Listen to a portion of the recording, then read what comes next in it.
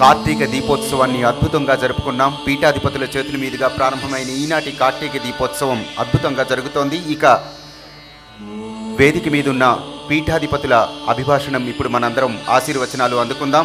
ముందుగా తోగుంట రాంపురం శ్రీ గురు మదనానంద సరస్వతి పీఠం పీఠాధిపతి శ్రీ మాధవానంద సరస్వతి స్వామివారి అనుగ్రహ భాషణం చేయవలసిందిగా కోరుతున్నాం.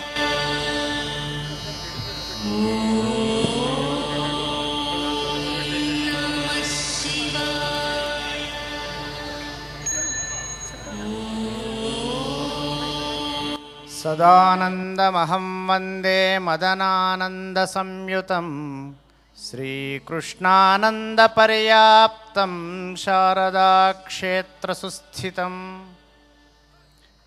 వందే వందారు మందారమిందిరానందకందళం అమందానంద సందోహ బంధురం సింధురాననం వాగర్థావివ సంపృక్తౌ వాగర్థ ప్రతిపత్తయే జగతః పితరౌ వందే పార్వతీ పరమేశ్వరౌ సచ్చిదానందరూపాయ విశ్వోత్పత్యాదిహేతవే తాపత్రయ వినాశాయ శ్రీకృష్ణాయ వయం నుమః. వాగీశాయస్య వదనే లక్ష్మీర్యస్య చ వక్షసి యస్యాస్తే హృదయే సంవిత్తం నృసింహమహం భజే.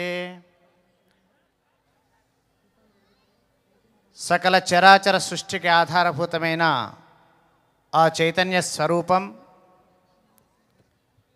ఈరోజు కార్తీక మాసం కోటి దీపోత్సవంలో పాల్గొంటున్న భక్త శిఖామణుల స్వరూపంలో పక్కనే ఆశీనులైనటువంటి సర్వవిధానంద స్వామివారి స్వరూపంలో కార్తీక మహాత్మ్యాన్ని వివరించిన అన్నదానం చిదంబర శాస్త్రి గారి స్వరూపంలో రాష్ట్ర ప్రభుత్వ అమాత్యులు రఘువీరారెడ్డి దంపతుల స్వరూపంలో ఎక్కడనో ఏ మూలనో ఉండి కార్యక్రమాన్ని అంతా నడిపిస్తూ చూస్తూ ఉన్న ఈ భక్తి టీవీ యజమాని నరేంద్ర చౌదరి స్వరూపంలో సన్మానాన్ని అందుకోబోతున్న పురాణ మహేశ్వర శర్మ లాంటి గొప్ప పండితుల స్వరూపంలో ఇప్పుడే వచ్చిన దోర్బల ప్రభాకర శర్మ స్వరూపంలో నా స్వరూపంలో ఇలా అంతటా వెలుగుతున్న ఆ పరమాత్మకు నారాయణ స్మరణపూర్వకంగా నమోవాకాలు అర్పించుకుంటూ ఈ యొక్క మహత్తరమైనటువంటి సన్నివేశం. దీపాలు వెలిగిస్తున్నాం. ఎక్కడికి వెళుతున్నాం అంటే దీపాలు వెలిగించడానికి వెళుతున్నాం.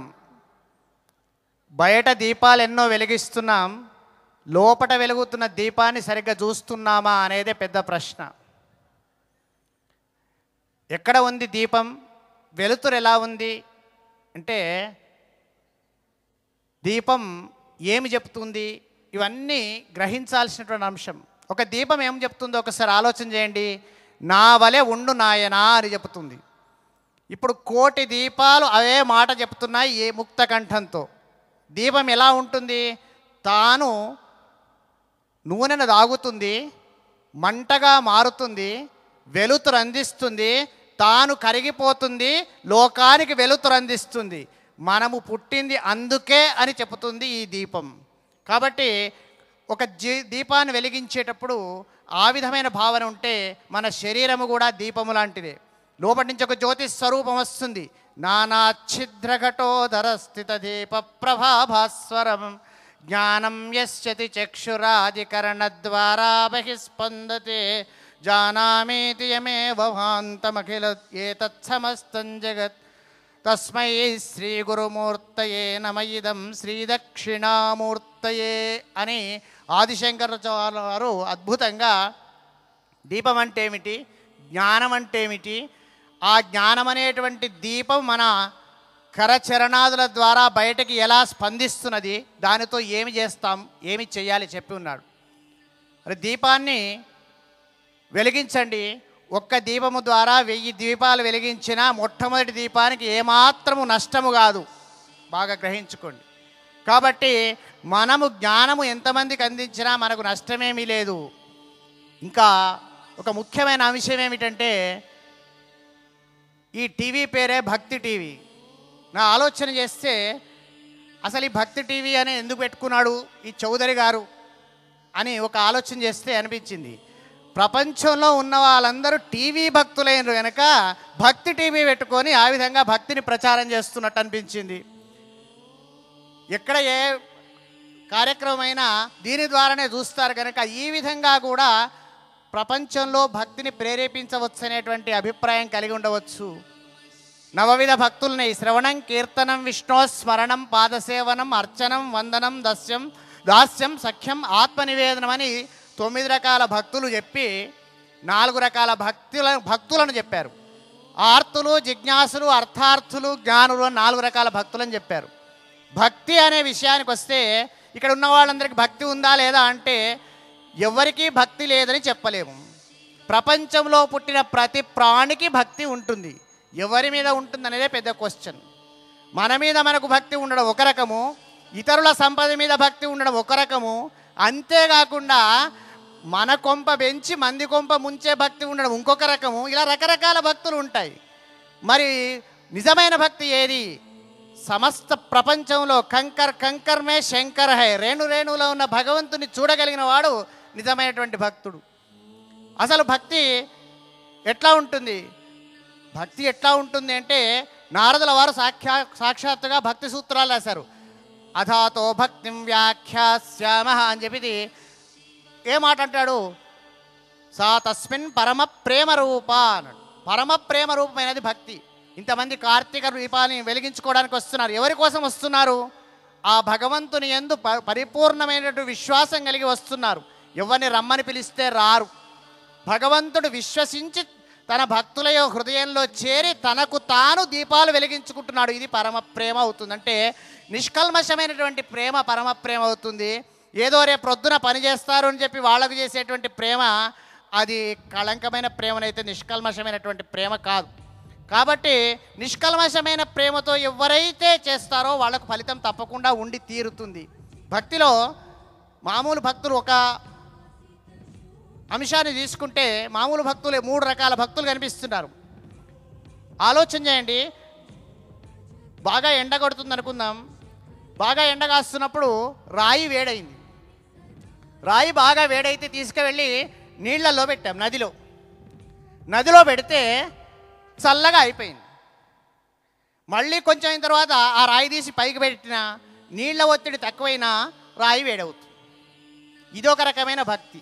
అంటే మనకు ఎప్పుడైతే బాగా ఆర్తి అనిపిస్తుందో అప్పటిదప్పుడు భగవంతుడు సృష్టించుకొని అయ్యా అని అమాంతం కప్పదాటు వ్యవహారం చేసుకొని వెంటనే బండబారిలాగా ఉంటాం, వేడెక్కుతాం, చల్లబడతాం. ఇంకొక రకమైన భక్తి ఉంది. ఒక బట్టతోటి బొమ్మ చేసినాం అనుకుందాం. ఆ బట్టతోటి చేసిన బొమ్మను నీళ్లలో వేసామనుకుందాం. నీళ్ళన్నిటినీ పీల్చుకుంటుంది, బొమ్మ బాగా లావెక్కుతుంది. ఎంతసేపు అయితే లోపల తడి ఉంటుందో అంతసేపు బొమ్మ లావుగా ఉంటుంది. తడి ఆరిపోయిందంటే మళ్ళీ యథావిధిగా తయారవుతుంది. ఇదొక రకమైన భక్తి. ఇంకొకటి ఉంటుంది. ఒక చక్కెరతో బొమ్మ తయారు చేసినాం అనుకోండి, అది తీసుకువెళ్ళి నీళ్ళల్లో వేసినాం అనుకోండి, ఆ నీళ్ళల్లో తనకు తాను కరిగిపోయి నీళ్లు నేను వేరే లేరు అనుకుంటా. ఇది పరమభక్తి. కాబట్టి పరమభక్తి స్వరూపం ఎక్కడైతే ఉంటుందో అక్కడ సాక్షాత్తు పరమాత్ముడు సాక్షాత్కరిస్తాడు. మరి అటువంటి గొప్పనైనటువంటి ప్రక్రియ చేపట్టారు. ఎంతో సాహసోపేతమైనటువంటి పని అనుకోవచ్చు. ఇంతమంది ఇక్కడ దీపాలు వెలిగిస్తున్నారు. కొన్ని కోట్ల మంది దీపాలు వెలిగించే దృశ్యాలను ఇంట్లో చూస్తున్నారు. చూసే వాళ్ళందరికీ చేసేవాళ్ళు ఎలాగూ చేస్తున్నారు. చూసే వాళ్ళందరూ కూడా మీ ఇంట్లో కనీసం ఒక 10 దీపాలు వెలిగించుకుంటూ చూస్తే ఈ భక్తి టీవీ చేస్తున్నటువంటి కోటి దీపోత్సవానికి నిజమైనటువంటి సార్థకత లభిస్తుంది. మీ ఇళ్లలో కూడా బ్రహ్మాండమైనటువంటి కార్తీక మాస దీపోత్సవ ఫలితం లభిస్తుంది. అంతేగాక ఈ దీపోత్సవంలో కేవలం ఏదో దీపాలు వెలిగిస్తున్నా మీరు రండి వెలిగించండి అనకుండా సాక్షాత్తుగా పరమశివుని దారుమయమైనటువంటి శివునికి అభిషేకం చేస్తున్నారు. చాలా సంతోషం. మంత్రాల విరుపులో సక్రమమైనటువంటి స్పష్టతను పాటించుకుంటూ కార్యక్రమాన్ని కొనసాగించవలసిందిగా పండితులకు తెలియజేస్తూ ఈరోజు పండితులను సన్మానం చేసుకుంటున్నారు. సన్మానం చేసే పండితులను కూడా వేదిక మీదకి అందరికీ దర్శింపజేసేట్టుగా కూర్చుని పెడితే ఇంకా బాగుండేది. ఇది సూచన మాత్రమే. ఎందుకంటే ఎక్కడి నుంచో వచ్చిన వాళ్ళు సన్మానం కాగానే వాళ్ళు వెళ్ళిపోతుంటారు. కాబట్టి వాళ్ళను కూడా సక్రమంగా వినియోగించుకున్న వాళ్ళం అవుతాం మనం.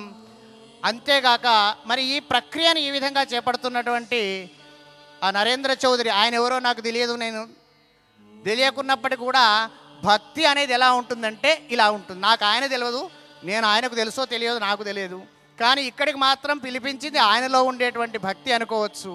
ఈ భక్తి ఎలా ఉన్నా సమస్త ప్రపంచానికి ఒక మాట చెబుతున్నాను, మనకు కళ్ళున్నాయి, కళ్ళు లేని వానికి సహాయం చేయడం గొప్ప కాదు, కళ్ళున్న వాళ్ళని కళ్ళు తెరిపించినప్పుడే నీ కళ్ళకు సార్థకత.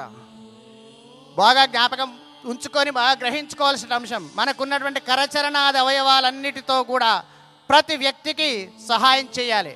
సహాయం చేసినప్పుడు మాత్రమే మనము నిజంగా మానవులం అవుతాము, లేకుంటే మానవులము కాకపోతుంటాం. అన్ని ధర్మాల్లోకెల్లా మానవ ధర్మం చాలా గొప్పది. ఆ మానవ ధర్మాన్ని సక్రమంగా పాటించే శక్తి ఈ కార్తీక దీపోత్సవం ద్వారా పరమేశ్వరుడు మనందరికీ అనుగ్రహించాలని ఆ పరమేశ్వరుని నారాయణ స్మరణపూర్వకంగా అర్థిస్తూ ఈ విధంగా కార్యక్రమాన్ని నిర్వహించేటువంటి శక్తిని మళ్ళీ మళ్ళీ యజమానులకు ప్రసాదించాలని, వచ్చిన వాళ్ళందరికీ కూడా నిజమైనటువంటి భక్తిని ప్రసాదించాలని ఆ పరమాత్ముని నారాయణ స్మరణపూర్వకంగా అర్థిస్తూ మీ ముందు ఈ విధంగా కూర్చొని మాట్లాడేందుకు అర్హతను సంపాదించి ఆశీర్వదించిన మా గురువర్యులు కృష్ణానంద సరస్వతి స్వామివారి, మా పరమ గురువరేణ్యులు మదనానంద సరస్వతి స్వామివారి చరణార విందాలకు నారాయణ స్మరణపూర్వకంగా నమోవాకాలు అర్పించుకుంటూ అందరికీ కూడా సమస్త ప్రపంచానికి ఎప్పుడూ మేలు కలుగుతూ హింసా విధానాన్ని వదిలిపెట్టి అహింసా విధానంతో సత్యమేవ జయతే అని పలుకుతూ ఆచరిస్తూ బ్రతకాలని, ఆ శక్తిని ప్రసాదించాలని పరమాత్మను అర్థిస్తూ నేను నా వాణికి విరామాన్ని ఇస్తున్నాను. ధన్యవాదాలు స్వామి. శ్రీ మాధవానంద సరస్వతి స్వామివారు అద్భుత అనుగ్రహ భాషణం చేశారు. వారికి మరొక్కసారి ధన్యవాదాలు తెలియజేసుకుంటున్నాం. అలానే సర్వసన్మయ శారదా పీఠాధిపతి శ్రీ సర్వవిధానంద స్వామివారిని అనుగ్రహ భాషణం చేయవలసిందిగా కోరుతున్నాం. సచ్చిదానందరూపాయ కృష్ణాయ క్లిష్టకారిణే నమో వేదాంత వేద్యాయ గురవే బుద్ధిసాక్షిణే. ఓం శ్రీ గురుభ్యో నమః. వందే గురు పరంపరాం. కార్తీక శోభ అత్యంత శోభాయమానంగా వెలసిల్లుతున్నది. ఉత్థాన ఏకాదశి, బోధన ఏకాదశి నాడు హరిహరుల యొక్క, శివకేశవుల యొక్క అనుగ్రహాన్ని మనమందరము, అనుగ్రహ వర్షాన్ని, అమృత వర్షాన్ని మనం పొందుతున్నాము, ఆస్వాదిస్తున్నాము. చాలా సంతోషము. అద్భుతమైనటువంటి కార్యక్రమాలు చేపట్టారు ఈ నిర్వాహకులు. అభినందనీయము. భారతీయ సంప్రదాయంలో సనాతన వైభవాన్ని పునః మళ్ళీ దీన్ని ఉద్దీప్తం చేయడంలో వీరి యొక్క పాత్ర అమోఘమైంది, అమూల్యమైంది. వారందరినీ పరమేశ్వరుడు అనుగ్రహించాలని నేను కోరుతున్నాను, ప్రార్థిస్తున్నాను కూడా. వారు నిర్వాహకుల యజమాన్యులు, తర్వాత వారికి సహకరిస్తున్నటువంటి వారి కార్యవర్గం అంతా కూడాను పరమేశ్వరుడి యొక్క అనుగ్రహానికి నిస్సందేహంగా పాత్రులే. హరిహర శివకేశవులు కొంతమంది తెలిసి తెలియక భిన్నం అనుకుంటూ ఉంటారు. కానీ మూలము మనకి ప్రమాణము వేదము. సాక్షాత్తు వేదమే చెప్తుంది శివకేశవులు భిన్నము కాదు అని చెప్తూ ఉంటుంది. నారాయణ సూక్తంలో మనం మంత్రపుష్పంలో చదువుతూ ఉంటాం. యచ్చకించిత్ జగత్ సర్వం దృశ్యతే శ్రూయతేపి వా అంతర్బహిశ్చ తత్సర్వం వ్యాప్య నారాయణ స్థితః. ఏదైతే దృశ్యమానమవుతుందో, ఏ జగత్తులో ఏ అంశంతో అయినా సరే మనం వ్యవహరిస్తూ ఉంటామో అదంతా కూడాను నారాయణ యొక్క స్వరూపమే. అంతర్బహిశ్చ తత్సర్వం వ్యాప్య నారాయణ స్థితః అని చెప్పి నారాయణ స్వరూపంగా వేదం చెప్తుంది. అదే మహానారాయణ ఉపనిషత్తులో తర్వాత భాగాల్లో అనువాకాల్లో సర్వో వై తస్మై రుద్రాయ నమో అస్తు. విశ్వం భూతం భువనం చిత్రం బహుధా జాతం జాయమానం చేత్ సర్వో హ్యేషరుద్రస్తస్మై రుద్రాయ నమో అస్తు అని చెప్తుంది. సర్వము రుద్రస్వరూపమే, సర్వము రుద్రుడే అని చెప్పి అదే వేదం చెప్తుంది. సర్వులకి ప్రమాణమైనటువంటి వేదమే శివకేశవులు భిన్నం కాదు. ఉన్నది ఒకే ఒక తత్వము, ఉన్నది ఒకే ఒక తత్వము. ఆ తత్వము శక్తి స్వరూపంగా శక్తితో కూడి జగత్ సృష్టి స్థితి లయకారకులు అవుతూ ఉంటాడు, అనుగ్రహకారకుడు అవుతూ ఉంటాడని చెప్తుంది. కాబట్టి భిన్నం లేదు అక్కడ. ఉపనిషత్ చెప్తుంది, కఠోపనిషత్ చెప్తుంది, సోధ్వన పారమాప్నోతి తద్విష్ణో పరమం పదం అని చెప్తుంది. విష్ణువు యొక్క పరమం పదం, అధ్వన పారం. అవతల యాత్ర చేస్తున్నాము, అవతల తీరాన్ని చేరతాము, అది విష్ణు పదము అని చెప్తుంది. విష్ణువే పదము, విష్ణు పదము భిన్నం కాదు. విష్ణువే పదము, పదమే విష్ణువు. అదే చెప్తుంది మంత్రోపనిషత్తు. ప్రామాణికమైనటువంటి కైవల్యోపనిషత్తు చెప్తుంది, త్రిషు ధామసు యద్భోజ్యం భోక్తా భోగశ్చద్భవేత్ తేభ్యో విలక్షణ సాక్షి చిన్మాత్రోహం సదాశివ అని చెప్తుంది. ఆ సదాశివుడే ఈ నారాయణుడు, ఆ రుద్రుడే కేశవుడు నారాయణుడు. అతడే అహం స్వరూపంగా ఉన్నటువంటి ప్రత్యేగాత్మ స్వరూపంగా ఉన్నటువంటి స్వరూపము అని చెప్తుంది. స శివసేంద్ర సోక్షర పరమస్వరాట్ అని చెప్తుంది. పరమస్వరాట్ స్వస్మిన్ రాజితే స్వరాట్. అంతఃకరణలో అహం రూపంగా భాషిస్తున్నటువంటి జ్యోతి ఆత్మజ్యోతి. ఆత్మజ్యోతే శివజ్యోతి, పరమేశ్వరుడు. ఇదే విషయాన్ని మహిమన స్తోత్రంలో అద్భుతంగా ఆ భక్తుడు బోధిస్తాడు. పరమేశ్వరుడు యొక్క స్వరూపాన్ని అద్భుతంగా వర్ణిస్తాడు. బహుళ రజసే విశ్వోత్పత్తో భవాయ నమో నమః, ప్రబల తమసే తత్సంహారే హరాయ నమో నమః, జనసుఖకృతే సత్వోద్రిక్తౌ మృడాయ నమో నమః, ప్రమహసి పదే నిస్త్రయగుణ్యే శివాయ నమో నమః అంటాడు.